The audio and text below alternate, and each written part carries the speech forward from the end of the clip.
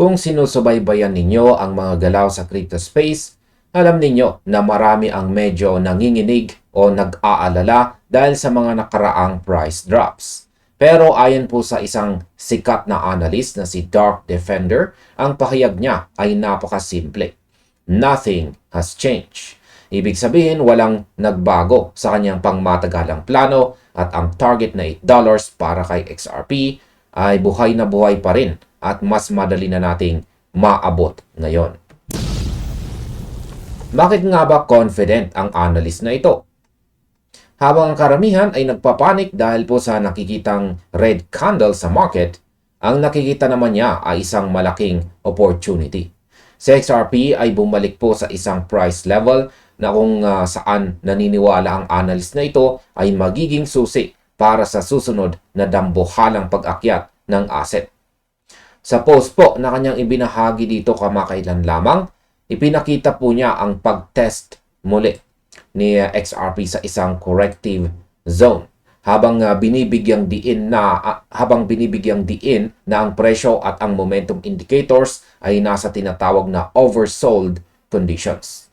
Kaya sa video na ito ay pag-uusapan po natin ang bawat detalye ng kanyang analysis kung bakit buo pa rin ang Elliott wave structure at ang mga susunod na presyo na dapat po nating abangan. Ayan, simulan po natin sa retest sa matinding support. Yan, kung titignan po natin ang kasalukuyang takbo ng market, si XRP ay muling bumisita po sa parehong support. Ayan, ito po yung support natin. Support region na tinamaan nito noong nung nagkaroon po ng flash crash noong February. Ang area na ito ay malapit po sa presyong $1.12 at ito po ay napakahalaga. Noong una itong tinamaan, ito po ang nagsilbing bottom bago muling nag-stabilize ang presyo. At ngayon muli nating sinusubukan ang lakas ng area na ito sa kasalukuyan. Kaya sa aking opinion, napakahalaga po ng parting ito na ibinahagi ng analyst natin dito. Para sa akin, ang pagbabalik ni XRP sa $1.12 ay parang isang matibay na semento na tinatapakan natin ngayon. Isipin po ninyo ito na parang pundasyon ng isang gusali. Noong una, tinamaan po ang $1.12. Napatunayan natin na maraming buyers ang nag-aabang dito. Ngayon, bumalik po tayo. Tines lang natin kung matibay pa rin ba ang sementong ito.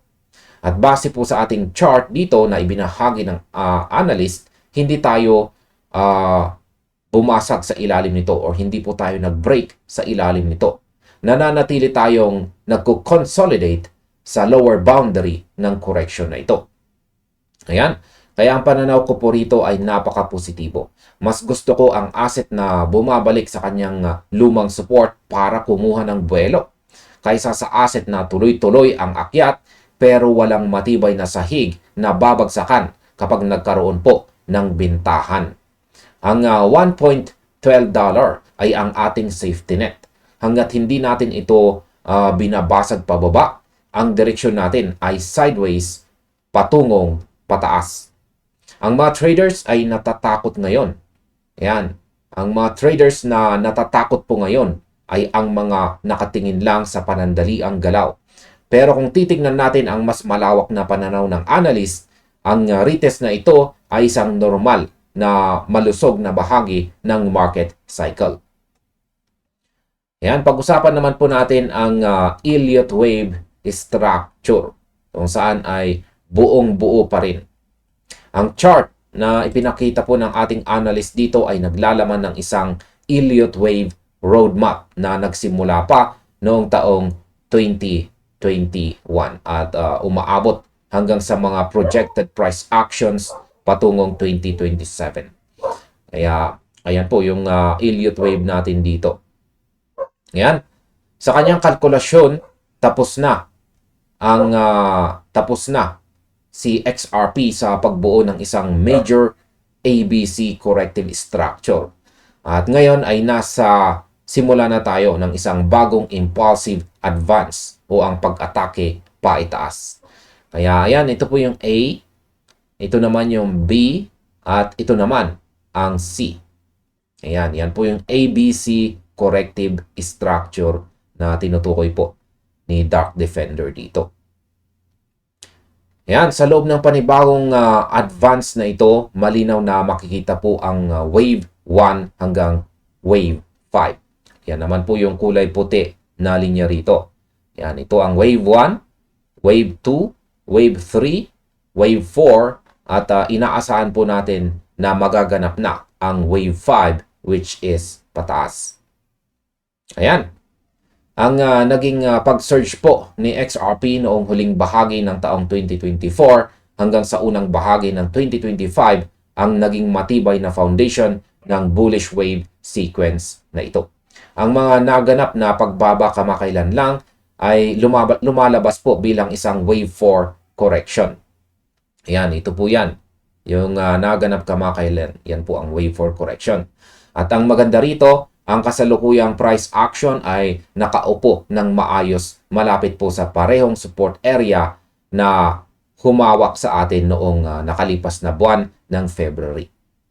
Sa aking opinion, dito po natin makikita kung gaano kaganda ang geometry ng market. Ang wave 4 correction ay kilala sa mundo ng trading bilang isa sa mga pinaka nakakainis na phase dahil ito ay matagal, pabago-bago at madalas na nagpapaduda sa mga retail investors. Pero ang masasabi ko po, ang pangalawang pagtest na ito sa wave 4 zone ay ang pinakamalakas na kumpirmasyon na valid at buhay ang buong structure. Hindi po tayo nakakita ng breakdown sa ibaba ng highlighted support region. Para sa akin, ang wave 4 na ito ay parang isang storage tank kung saan iniipon ang lahat ng enerhiya ng market. Habang mas matagal tayong naglalagi sa zone na ito nang hindi bumabagsak, mas nagiging solid po ang preparasyon natin para sa susunod na phase. Ang nakaraang surge po natin mula taong 2024 hanggang 2025 ay patunay na may lakas sa XRP. Ang pagbaba ngayon ay hindi nangangahulugan na patay na itong si XRP. Ito ay nangangahulugan lamang na tapos na ang unang bugso at kasalukuyan tayong nagpapahinga sa wave 4 bago magsimula ang totoong excitement kung saan ay yan po ang wave 5. Yan, pag-usapan naman po natin ang senyales ng momentum at ang RSI dito. Ayan. Isa pang napakahalagang aspeto na idinagdag ng analyst sa kanyang setup ay ang paggamit po ng RSI or Relative Strength Index. Nagmarka ang analyst ng dalawang magkahiwalay na low points sa RSI indicator. Ayan, yung RSI indicator natin is yung nandito po sa ibaba. Ayan. At minarkahan niya ng dalawang binilugan po niya ng kulay green yung dalawang mahalagang points. Ayan. Ang dalawang readings na ito ay parehong nakaupo malapit po sa oversold level sa paligid po ng 30 mark. At ang pinakabagong reading ngayon ay nananatiling napakalapit sa area na ito na tumutugma po sa obserbasyon ng analyst na ang downward momentum ay nanghihina na ng gusto. Sa kasaysayan po ng trading, ang mga traders ay palaging nag-aabang sa mga oversold RSI conditions dahil ito ang pangunahing sinyales ng lakas ng mga nagbebenta o ang selling pressure ay malapit ng maubos o ma-exhaust. Sa chart ng XRP dito, ang pag-retest ng RSI ay eksaktong sumasalamin sa pag-retest ng presyo na lumilikha ng isang magandang alignment sa pagitan po ng support level at ng momentum ng market. Sa aking opinion, ang RSI ay ang nagsisilbing kompas natin pagdating po sa lakas ng emosyon ng mga tao. Kapag ang RSI ay nasa 30 o mas mababa pa, ibig sabihin nito ay sagad na ang takot ng market at halos lahat ng gustong magbenta ay nagbenta na. Kaya masasabi ko po rito, kapag nakakita ka ng alignment kung saan ang presyo ay nasa matibay na support o ang 1.12 natin sa kasalukuyan at ang RSI naman ay nasa oversold area kung saan ay nasa 30, ito ang tinatawag nating high probability setup. Ibig pong sabihin, ang panganib na bumaba pa ito ng husto ay mas maliit kumpara sa potensyal nito na umakyat. Ang momentum pababa ay unti-unti nang nawawalan ng gas. Para itong isang bola na inihagis mo pababa. Pag tama nito sa matigas na semento, mawawala ang bilis nito pababa at magsisimula na itong mag-rebound pa itaas. Ito ang dahilan kung bakit kampante ang analyst sa pagsasabing walang nagbago. Ang math at ang momentum ay magkasama na nagpapakita na ang mga bears o ang mga nagpapababa ng presyo ay napapagod na. Ayan, pag-usapan naman po natin ang mga target na presyo para kay XRP. Ayan, targets for XRP. Dahil buo ang structure at ang momentum ay nagpapakita po ng potensyal na turning point, ang projected path sa chart ay itinuturo ang isang napakalakas na wave 5. Ayan, strong wave 5 advance. Matapos makumpleto ang kasalukuyang correction na ito. Ginamit po ng analyst ang Fibonacci extensions upang tukuyin ang mga susunod na upside levels na maaari nating yan. Ito po yung sa chart, yan po yung mga may percentage value na yan. Yan po yung Fibonacci extension levels. Ang unang major target po ay nakalagay po dito sa chart ay nasa paligid po ng $1.88. Yan, ito po. At ito po ay tumutugma sa 1.61.8% ng Fibonacci extension. Kapag nalampasan po natin ang antas na ito, ayan, ang 1.61.8% na yan, ang chart ay nagpapakita ng mas mataas na targets kung saan ay ang $3.56 na nasa 3.61.80% extension at ang $5.86 na kasama po sa projected wave 5 na galaw. Ngunit ang pinaka-ultimate na conclusion po ng analyst sa kanyang outlook ay ang kanyang target range na $8 hanggang $18.22. Ayan, highlight lamang natin. Yan po yung pinakamataas, $8 hanggang $18.22 na target kung saan ay nananatiling feasible o pwedeng-pwede pa rin mangyari para kay XRP. Ngayon sa aking opinion ay tila napakalaki at napakalayo ng mga numerong ito kung titignan natin ang kasalukuyang presyo na 1.31 o ang support na $1.12. Maraming tao ang magsasabi na imposibleng umabot sa $8 o $18 sa XRP dahil sa usapin ng market cap o dahil sa bagal ng galaw nito ngayon.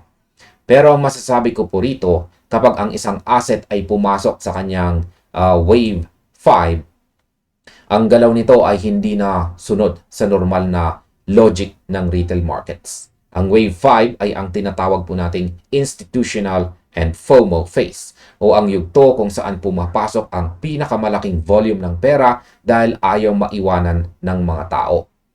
Ang unang target na $1.88 ay ang ating unang pagsubok.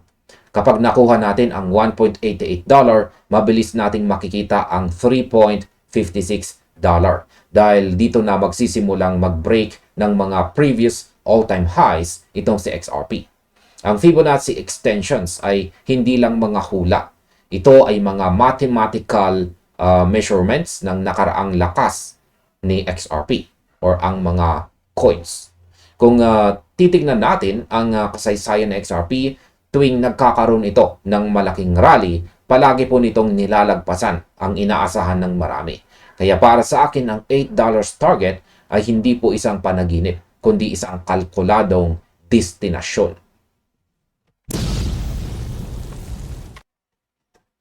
Ngayon ay pag-usapan naman po natin ang emosyon ng market laban sa mathematical structure. Ayan, sa puntong ito ay gusto ko pong pag-usapan natin kung bakit madalas magkamali ang karamihan sa mga traders. Kapag ang presyo po ni XRP ay bumababa, ang unang nararamdaman ng tao ay ang takot. Iniisip nila na tuloy-tuloy na itong babagsak sa zero. Pero ang mga eksperto at ang analyst na tinutukoy natin ngayon ay hindi po tumitingin sa takot. Tumitingin po sila sa istruktura. Ang paulit-ulit na pag-test po sa wave 4 zone nang hindi ito nababasag ay patunay na mayroong smart money o malalaking pondo na tahimik na sumasalo kay XRP sa tuwing lumalapit po ito sa $1.12. Ang pag-retest na ito ay hindi po kahinaan. Ito ay isang proseso ng pagpapatatag. Kaya ang opinion ko po sa kasalukuyang ugali ng market ay simple. Ito ang panahon kung saan nagkakaroon ng paghihiwalay sa pagitan ng mga panandaliang speculator at ng mga pangmatagalang holder. Ang mga speculator ay tinitignan ang isang linggong galaw at madaling sumuko. Pero ang mga katulad ng analyst na ito na may roadmap hanggang 2027 o taong 2027 ay alam na ang kasalukuyang pagbaba ay isang maliit na uka lamang sa isang napakalaking bundok na ating inaakyat. Kung titingnan po natin ang kasaysayan ng lahat ng major bull runs sa crypto, walang asset ang umakyat ng diretso ng walang malalalim na corrections.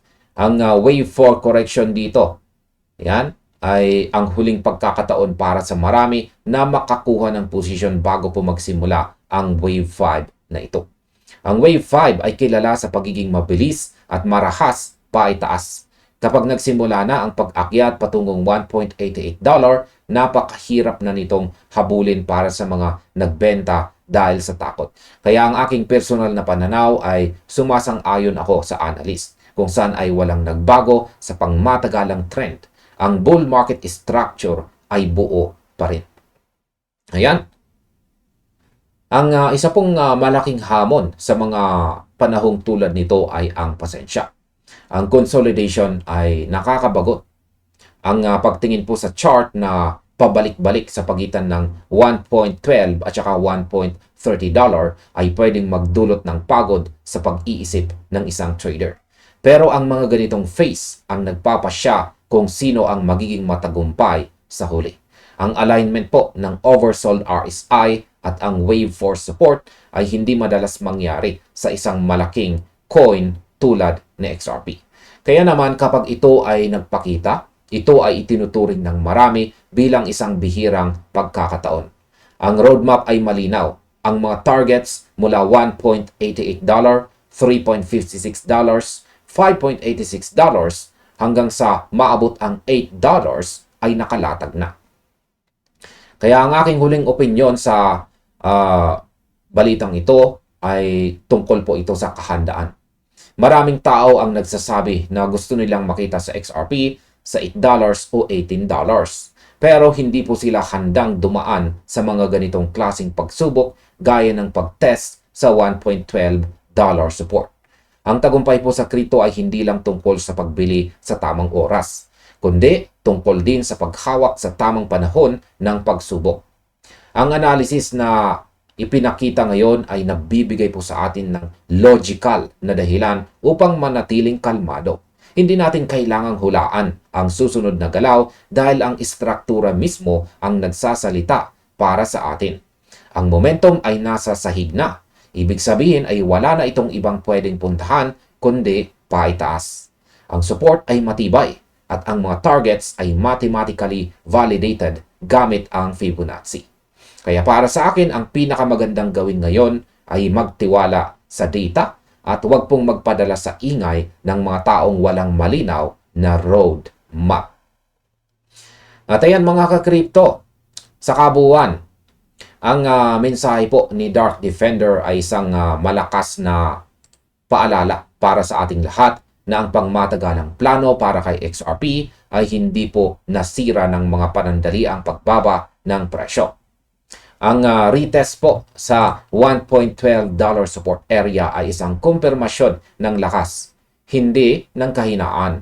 Ang oversold condition naman sa RSI sa 30 mark dito, sa ibaba ng chart natin dito, ay nagpapahiwatig na ang lakas ng mga bears ay unti-unti nang nauubos at ang market ay naghahanda na para sa isang posibleng turning point.